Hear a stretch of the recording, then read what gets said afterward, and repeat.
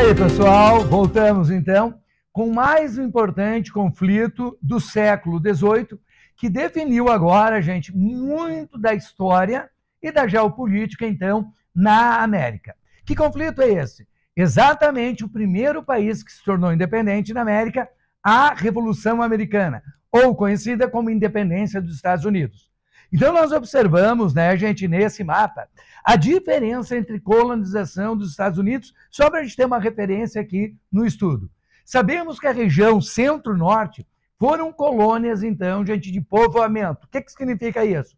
Foram puritanos, quakers e outros grupos que se deslocaram para aquelas regiões para desenvolver, então, ficar, produzir, trabalhar, poupar, ser rico e sóbrio. Como eu sempre falo, que os puritanos foram para lá.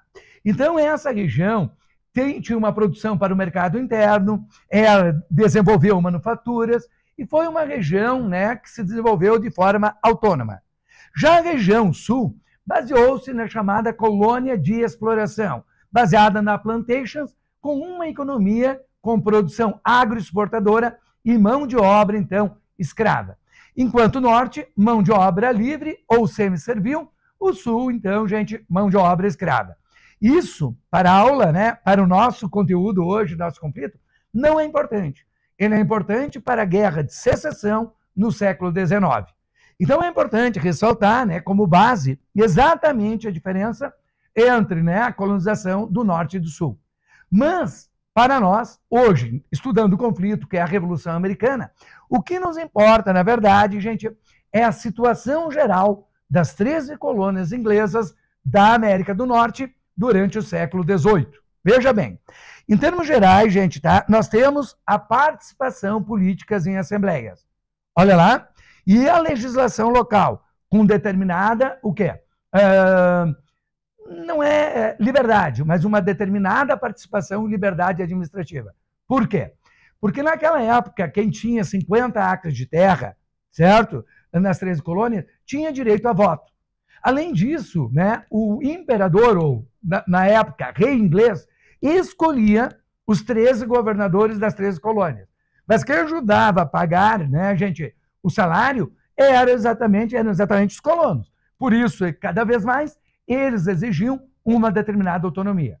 Um outro detalhe é uma determinada liberdade econômica, principalmente no centro-norte, onde eles tinham uma economia local, manufatureira com o tempo, e faziam o famoso comércio triangular. E então, por que isso ocorreu?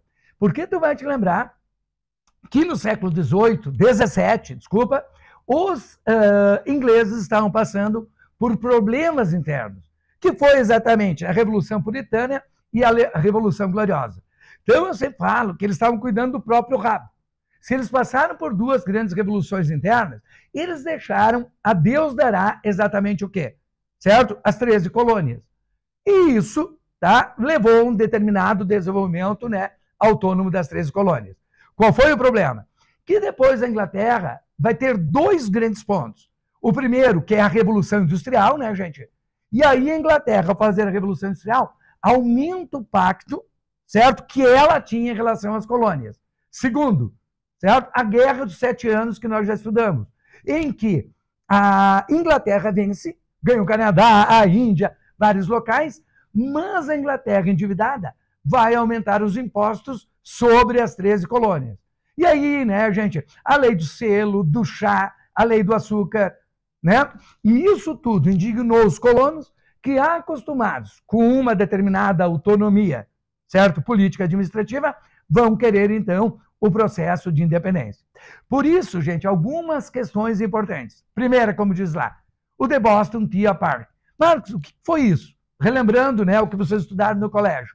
Foi quando os colonos, certo, no porto de Boston, disfarçados, como a gente vê, gente, tá, de indígenas, olha lá, jogaram todo o carregamento de chá, certo, que era da companhia inglesa, uma companhia monopolista, que desde a lei do chá, os colonos só poderiam, então, comprar dessa empresa.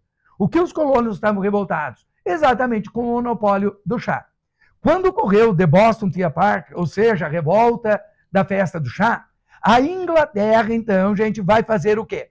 Lançar O item 2, as leis intoleráveis. Entre as leis intoleráveis, gente, ela fecha o Porto de Boston, ela vai julgar os colonos em outras colônias ou na Inglaterra, certo? Ela impede os colonos de atravessar o rio Mississippi, Missouri. Ou seja, ela aumenta a opressão colonial. Por isso, os colonos se encontraram no primeiro e segundo Congresso da Filadélfia. Lembrou agora? E aí, insuflados por uma grande obra, chamada, então, Common Sense, senso comum, né, de Thomas Paine, os colonos vão fazer a Declaração de Independência em 4 de julho de 1776. A famosa gravura, né, gente, que hoje está lá na Casa Branca, dá uma olhada ali, gente. Olha que legal. Então, os grandes líderes da época, certo? Liderados por George Washington, um grande latifundiário do Sul, mas ali eu tenho Thomas Jefferson, Benjamin Franklin. Nós temos grandes caras que seguiam as ideias iluministas, beleza? E aí seguiu-se, então, um conflito de 6 anos, beleza? Até que na Batalha de Yorktown, os norte-americanos vencem. E pelo Tratado de Paris, de 1783, eles conseguem sua independência. Então, gente, aqui é uma figura muito conhecida, né? O famoso Tratado de Paris, lá atrás, a famosa, né, Casa Branca. E aí tu tens o que nós chamamos de pais da pátria. Aqueles que lutaram pela independência e tentaram criar, então, uma Constituição, beleza, gente? Baseada nas ideias iluministas e no liberalismo econômico. Um dos fatores importantes, gente, é nós estudarmos o que representou a independência dos Estados Unidos. Primeiro país independente, então, da América. Vamos lá, gente. Olha que interessante aqui. A primeira grande consequência que eu sempre, gente, vou ressaltar é a influência da independência da América Latina. E por quê? Porque todos os países da América Latina seguirão exatamente a ideia de república, certo? Presidencialista, que é o que os Estados Unidos se tornou, ok? Ah, Marcos, mas o Brasil? Sim, mas o Brasil é uma exceção. E o México do general Iturbide? O México é 1 ano e meio. Depois ele é deposto e é proclamada república. E o Haiti? O Haiti ficou 2 anos com Jacques I, Jacques Dessalines, depois virou o quê? República. Então, sim, o Brasil foi uma exceção que virou a única monarquia, de fato, na América. Ok? Então, essa é a característica. E aí, a Constituição norte-americana, como a gente vê, é baseada na ideia de república presidencialista, onde o executivo, ele que executa, administra a nação, é o presidente e os seus, então, ministros. Sempre, tá, gente, nós vamos ver aqui uma outra característica, que é a divisão de 3 poderes e o federalismo. Então, gente, hoje o Brasil é uma república federalista. O que significa? Nós temos 2 patamares de soberania. Nós temos a Constituição Federal e a Constituição estadual.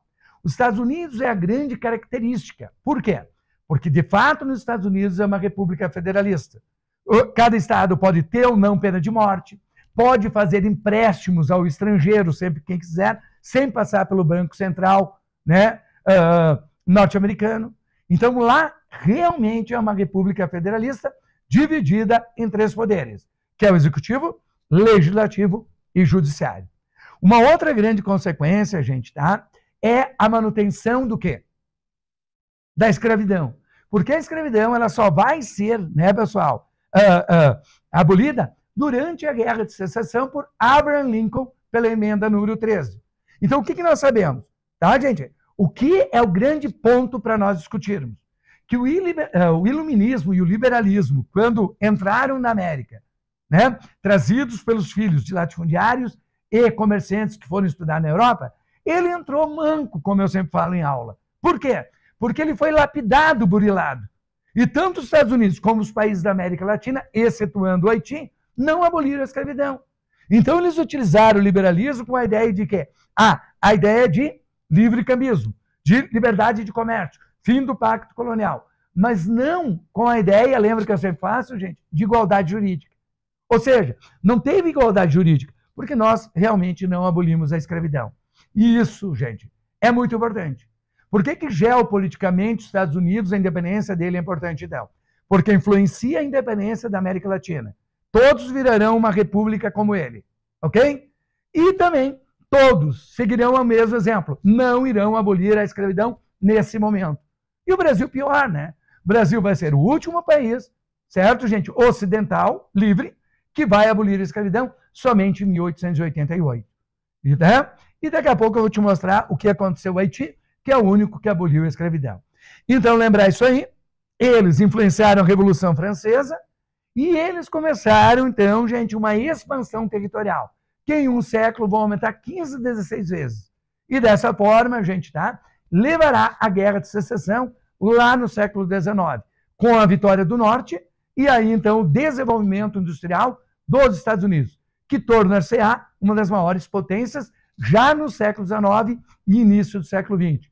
E após a Segunda Guerra Mundial, tornar-se-á a potência capitalista do mundo. Então, de novo, importância, Estados Unidos, independência geopolítica, levou, né, influenciou a independência de toda a América Latina. Beleza? Segundo, influenciou na manutenção da escravidão. Ok? E aí, a exclusão social de mulheres, negros e índios. Então, a independência dos Estados Unidos, sim, importante por influenciar as outras independências. Importante por isso. Mas, na prática, não aboliu a escravidão. Isso influenciou também os países da América Latina a manter a escravidão e excluiu mulheres, negros e índios de sua participação política. Então, gente, espero que tenham entendido que a independência dos Estados Unidos causa a independência das outras nações americanas. E isso é um fato geopolítico muito importante, certo? E isso faz com que os Estados Unidos passem a ser a grande potência americana e, no futuro, a grande potência mundial. Valeu, gente? Já voltamos aí para a nossa próxima aula de conflitos. Valeu?